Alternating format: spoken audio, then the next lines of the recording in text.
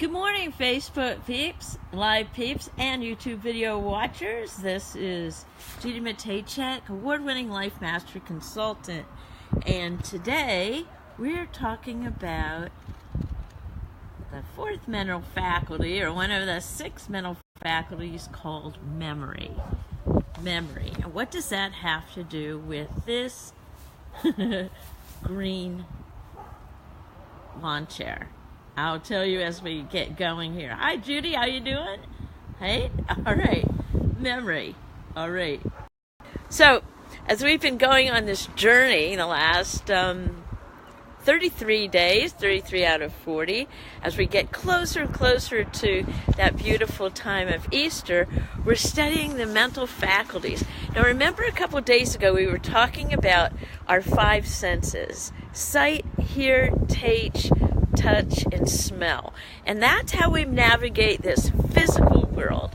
And then we were discovering what's in the subconscious, these mental faculties that when we develop them, our life becomes freer, fuller, and more alive. So here's where we are so far. We let's see, 4 days ago, we started with the mental faculty of imagination.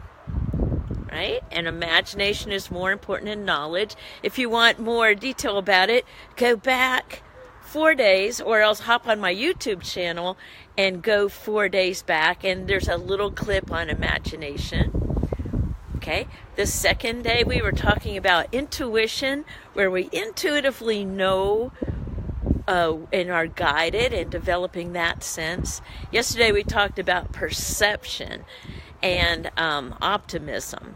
So today, day 4, or day 33, whichever you're looking at it, we're talking about memory. Now, I'm going to go back to this. I'm in my backyard, by the way. Okay. Memory. So we're going to start off with this quote. Memory is history recorded in our brain. Memory is a painter. It paints pictures of the past and of the day. That's a quote by Anna Mary Robertson Moses. So let me say that one more time. All right? And if you'd like a copy of this, press in comment below. I can take a snapshot and copy of some of the different things I'm going to be reading today about memory. Good morning. I love it. Coming all in from all over the place. Wow. Okay, so here we go. I'm going to start again. Memory, another mental faculty that we have that can be developed. Memory is history recorded in our brain. Memory is a painter. It paints pictures of the past and of the day. Okay, so let me ask you a question. All right? Are you somebody who says, I have a poor memory? Oh, hang on. I'm going to sit down here. Oh, okay. Flip it down. Flip it around. All right, now I'm sitting in this beautiful lawn chair. I'm going to tell you the story about this from my memory from this. So, is there such a thing as a poor memory? Comment yes or no below. Is there such a thing as a poor memory? What do you believe? Or how about a photographic memory? You've heard people like that. Maybe you're one of those people. Is there such a thing as a poor memory or a photographic memory? Think about that. You can also share this later. And share it, post it, re-listen to this, and ask yourself these questions during the day. Another question is, how long can you remember something? How long can you remember something? All right. Here's the teaching. We all have perfect memory. What? Yes, we all have perfect memory. We were born with perfect memory, and we have it right now. So you ask yourself, well, how long could I remember something? And the answer is, get this, You remember something until you want to forget it.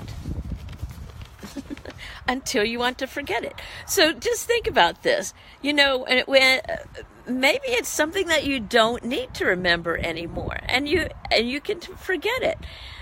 So what if all these times and years that you've been talking to yourself saying, well, I can't remember that, that's a poor memory. What if it only was the fact that you don't need to remember that anymore? I remember when I had to memorize all these phone numbers. I don't know anybody's phone number because of the cell phone. I didn't have to remember that anymore.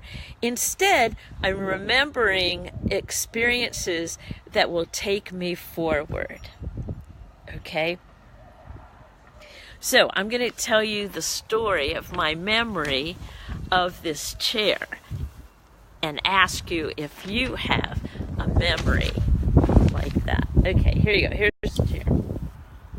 Okay, to you in 2018, this looks like an ordinary plastic backyard chair that you kind of sit in. To me, when I look at this chair, okay, and this is me drawing on my memory of an experience that will stay with me forever and ever and ever. All right? Here's the story of the chair. It was May 2014, and I was having an Act 2 party for myself. It was the year and the month I was retiring from public school teaching, and I threw myself a party at Central Market. And oh my gosh, it was so much fun. So many people showed up. We had a blast. There was a band playing, and there's a big cake, Act 2 party. And it was like one of those memorizing moments where you wanted to memorize the ending of something and then going into the new. Now, this was back in 2014. So I was like really excited. And, I put that out there. And here's where the chair comes in. So, we're going there, and all my kids were there. Julie, David was really little. Anna, Brian, Dave. Jody was there. Old teacher friends were there. New teacher friends were there. Just all kinds of people just happened to be there. And I looked at my daughter, Julie, and she looked at me and said, "Oh my God, Uncle David!" I didn't know what, and I turned around and I saw my brother, David Matejczyk, walking through the crowd. Now, he lives in Seville, Ohio. I had no idea he was going to be coming down. Walking through the crowd with this chair on his head. So my retirement chair. Now, not only was that, Uncle David, bring it on, you never know where he is in the world. I had no clue he was going to show up. What he had done is he'd flown into San Antonio, rented a car, went to the closest Walmart, and bought this chair, stuffed it in the rental car, and drove all the way to Austin, and he got 2 Sharpies, black Sharpie pens. And he sat the chair down and passed the Sharpies to everyone to write on my chair. Now, it's hard to see. A lot of everything seems to have worn off, but everybody there signed it. Oh, here it is. I'll turn around. And I took it to school the next day, and all my students signed it too. Now, here's one that says, "Have a great journey." That's from my daughter, Julie. This one says, "Every morning I look forward to your message." Carol Armstrong. That was 4 years ago. Whoa. And all these signatures are on this chair, and I remember taking it into my classroom for the last week of school. Everybody was coming by to sign my chair. And then came the day that I was sitting in it. I was actually sitting in it. I was actually on this next phase of my life. And here I am 4 years later the rain, whatever has washed away the signatures, but in this chair there's an energy of a time when I was at an ending and claiming a new beginning. That's what memory's about. Now, I want to just quickly talk about this future memory thing. Our memories work both ways.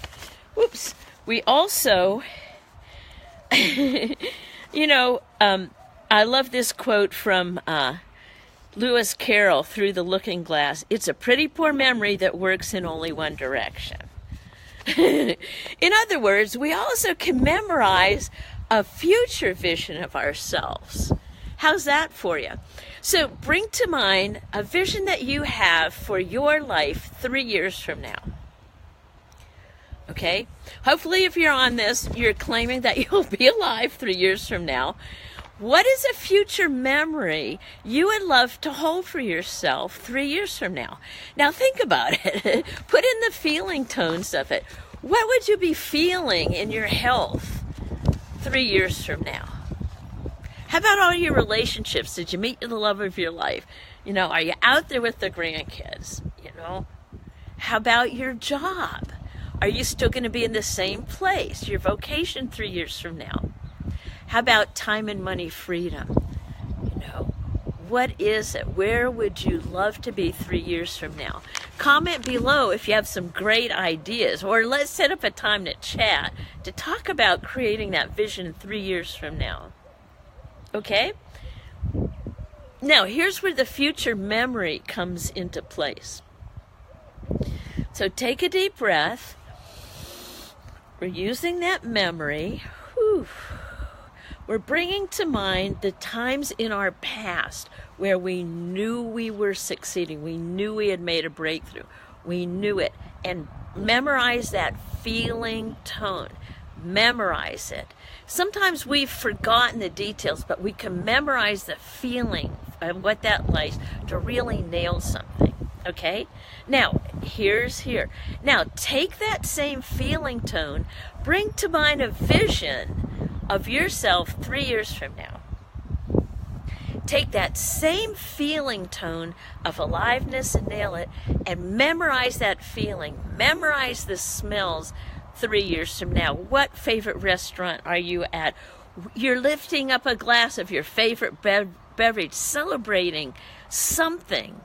A new house, a new horse, a new whatever. Maybe your kids are graduating from high school, but 3 years from now, memorize that feeling tone of the celebration, of what you're wearing, who's sitting there with you. What are you wearing? What are the faces of the people who are sitting there with you? What do they look like? All right? That's the memorizing of your vision. Memory is one of the most important things to keep developing. And I'm not talking about remembering all the small details of the past. Those will come. That's why I love Facebook Lives and cameras, because sometimes they're just a click away. I could look at pictures from last week, and I remember the feeling tones of when I took those pictures. So it's the same thing we're doing today. We're taking a photograph or a video of a future vision and memorizing it. Okay. This is a pretty powerful, this is really a pretty powerful opportunity for growth. One of the things by memorizing a future feeling tone of a vision, sometimes it'll get you out of the rut that you may find yourself in today. Some of the same old, where we can dial in your vision, dial it up, dial up your optimism. Okay, so there's our short little teaching on memory today. So you can check back on my YouTube channel or the Facebook Lives.